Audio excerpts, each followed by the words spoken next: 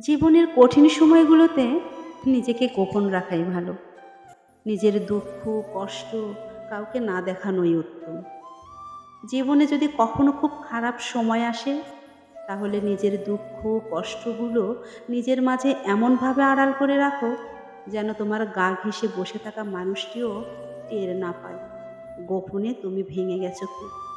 পুড়ে ছারখার হয়ে গেছে মনের বন। আকস্মিক ঝড়ে ঝরে গেছে জীবন বৃক্ষের সব কয়টি সবুজ পাতা। শক্ত হও, নিজেকে নিজেই বোঝাও যে এত সামান্য বাতাসে ঝরে যেতে নেই, ভেঙে যেতে নেই অমন হালকা আঘাতে।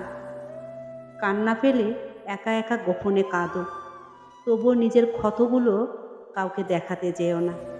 মনে রেখো যে নিজের জন্য আলো হতে পারে না, পৃথিবীর সমস্ত আলো মিলেও তাকে পথ দেখাতে পারে না। জানোই তো, মানুষ বড় স্বার্থপর, বড় নির্দয়। ভেঙে যাওয়া মৌচাক দেখলে কটা ঢিল মেরে আরও বেশি ভেঙে দিয়ে পৈশাচিক আনন্দ পায়।